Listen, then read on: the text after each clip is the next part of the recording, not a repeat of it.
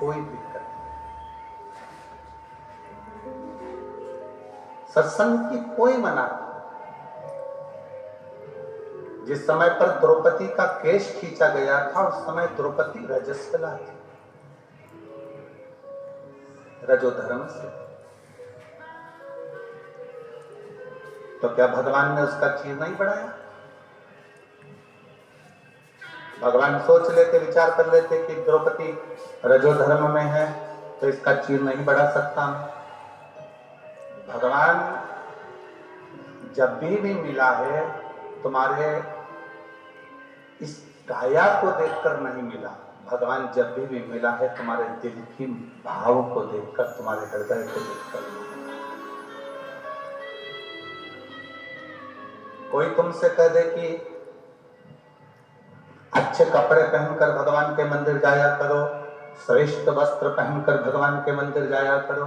शिव महापुराण की कथा तो यहाँ तक कहती है कि बच्चा गटर में गिर गया, नाली में गिर गया, उस बच्चे को मोहल्ले के लोग, गटर में गिरे हुए, गंदगी में गिरे हुए बच्चे को घर के लोग, अपने परिवार के लोग, मोहल्ले के लोग अपने गले से नहीं लगाएंगे, पर गटर में गिरा हुआ बच्चा, गंदगी में लगा हुआ बच्चा माँ देख लेगी या बाप देख लेगा तो अपने बच्चे को सबसे पहले गले से लगाता है। माता पिता अपने बच्चे को गले से लगाते हैं, क्यों? क्योंकि ये बेटा मेरा है। माता पिता ने उसके गंदे कपड़े नहीं देखे, माता पिता ने उसके गंदे शरीर नहीं देखा, माता पिता ने गटर का गंदा कीचड़ नहीं देखा, माता पिता ने तो अपना पुत्र देखा। कोई तुमसे कहे कि भगवान के मंदिर में कपड़े अच्छे पहन कर जाओ, ऐसे पहन कर जाओ, वैसे पहन कर जाओ, इस कलर के पहन कर जाओ, उस कलर के पहन कर जाओ, तो उसको कह देना गटर में बच्चा गिरता है, कोई उसको नहीं छूता, कोई गले नहीं लगाता, पानी सब डाल देंगे, साफ भी सब कर देंगे, पर उसको गले से कोई नहीं लगाएगा। गटर में गिरे हुए बच्चे को केवल उसके माँ बाप गले से लगाते हैं। उसी तरह इस संसार सागर में भगवान हमारा कपड़ा देखकर हमको प्राप्त नहीं करता, भगवान हमारे काया को देखकर हमें प्राप्त नहीं करता। आप गोरे हैं, काले हैं, आप टेढ़े हैं, आड़े हैं, ये भगवान को मतलब नहीं है। भगवान तो ये देखता है कि मेरी औलाद ने मुझे पुकारा है, मेरे बेटे ने मुझे पुकारा, मेरी बेटी ने मुझे पुकारा और मुझे इसे गले से लगा।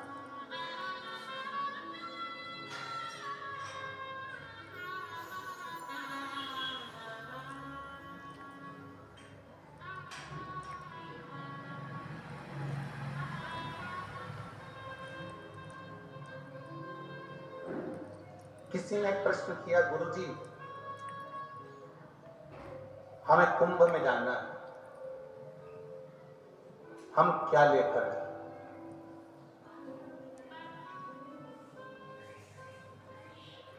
हमें अगर कुंभ में जाना है, कुंभ में हमें पहुंचना है तो हम क्या लेकर जाएं? हमारा निवेदन है, तुम कुंभ में जा रहे हो, कुछ लेकर जाओ, चाहे मत लेकर जाओ, पर अपना दिल लेकर जरूर जाना, मन लेकर जाओ।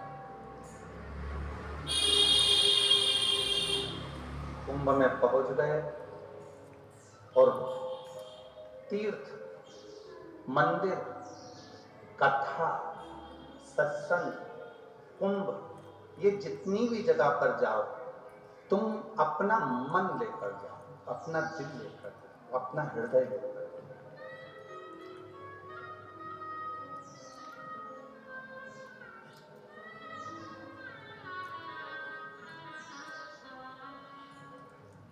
अपना दिल लेकर जाइए। कुंभ में, तीर्थ में जा रहे हो तो अपना मन लेकर जाइए, कथा में जा रहे हो तो अपना दिल लेकर, अपना मन लेकर जाइए।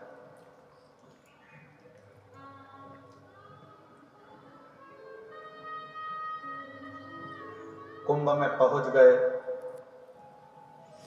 और वहां से आने के बाद लोगों से कह रहे हो कि वहां तो इतना ऐसा हो गया, दर्शन करने गए तो मन में आ गया तो लोगों से कह दिया वहां तो ऐसा हो गया।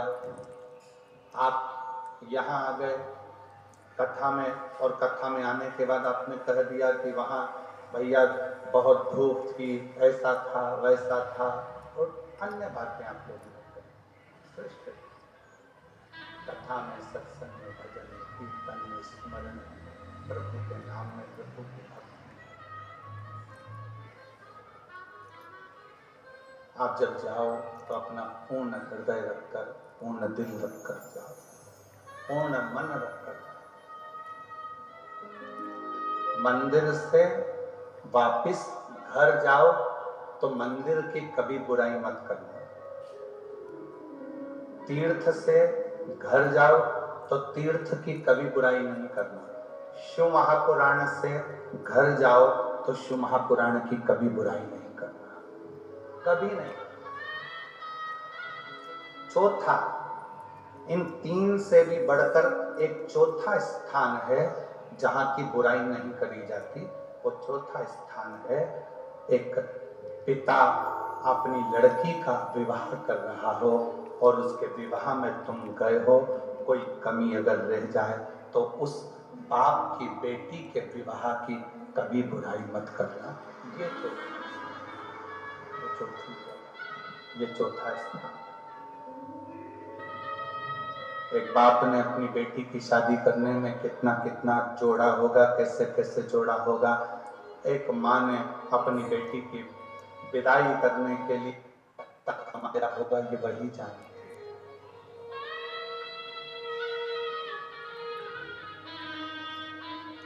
ये वो जानते।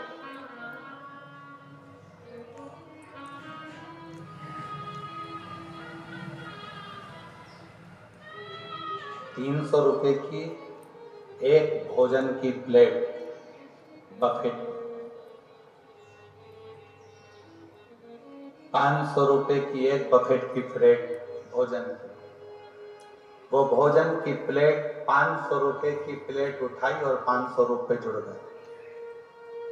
कैटरिंग वाले ने 300-500 रुपए जोड़ दिए, एक प्लेट उठी और जुड़ गई। अपने छोटे छोटे बच्चों को ये उपदेश दो कि एक प्लेट उठाने पर किसी गरीबड़े के, उस बाप के बेटी के घर में 500 रुपए खत्म हो गए। तुमने 500 का लिफाफा दिया, 4 लोग चले गए, 4 प्लेट उठी, 2000 रुपए तो तुम्हारे वैसे ही खर्च हो गए उस पिता के। और लिफाफा तुम 500 रुपए का लेकर आए, 1500 रुपए का तो उसको चूना लगा कर आ गए और कहा हम उसकी लड़की के घर की शादी में कन्यादान कर आए। हम बेटी की शादी में कन्यादान कर आए? नहीं, नहीं। एक बेटी की शादी में कन्यादान करने से भी ज्यादा बड़ा है कि किसी गरीबड़े की बेटी की शादी हो, वहां तुम प्रसन्न चित्त से खड़े होकर उस बाप को इतना कह दो कि तुम चिंता मत करो, मैं खड़ा हूं, शादी संभाल लूंगा, तुम अपना काम करो। ये श्रेष्ठ था।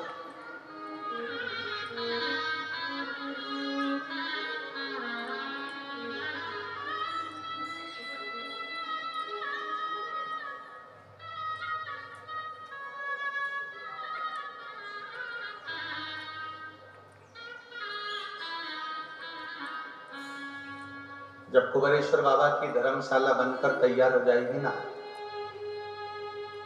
जो आप सब लोगों के सहयोग से जो हॉल बन रहे हैं, कमरे, मंदिर जल चढ़ाकर वापस लौटो तो बुराई मत करो, तीर्थ से दर्शन कर पहुंचो तो बुराई मत करो। कुंभ जा रहे हो, गंगा यमुना सरस्वती कावेरी गोदावरी सरयू क्षिप्रा का स्नान कर जा रहे हो, वापिस जाकर निंदा मत करो।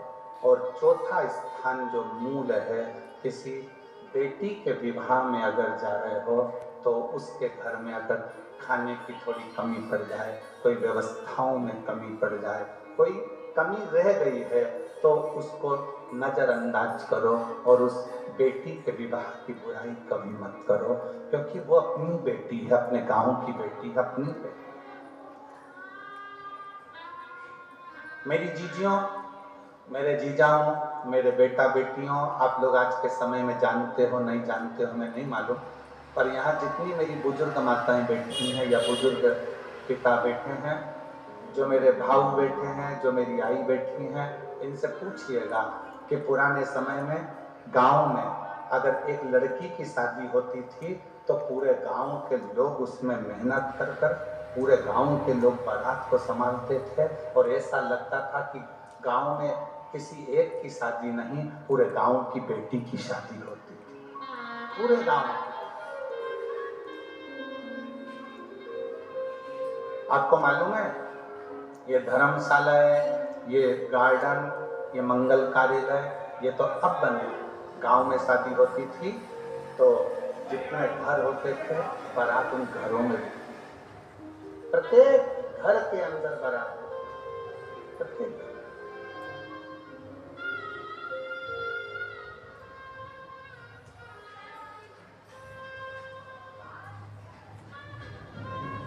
प्रत्येक घर। और इन्हीं सब चीजों को ध्यान में रखना चाहिए।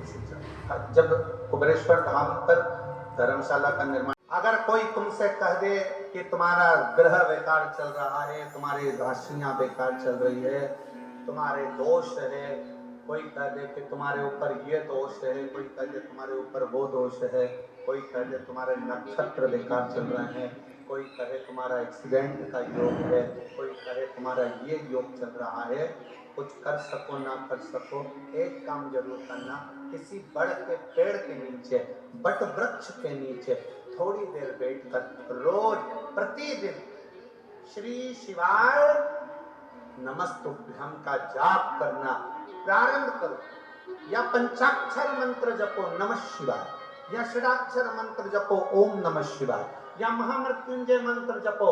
पर शंकर का नाम अगर बट वृक्ष की छांव में बैठकर किया जाता है तो अकाल मृत्यु भी टल जाती है, अकाल मृत्यु भी टलती है। बट वृक्ष की छांव में अगर तप किया जाए, भजन किया जाए, मंत्र जाप किया जाए, नाम जाप किया जाए, स्मरण किया जाए,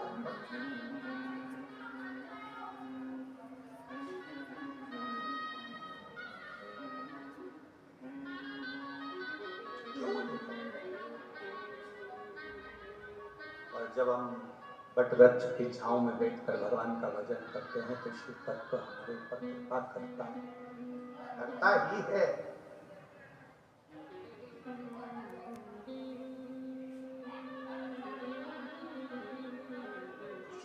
वो कहते हैं ना, उज्जैन के राजा कभी कृपा नजरिया,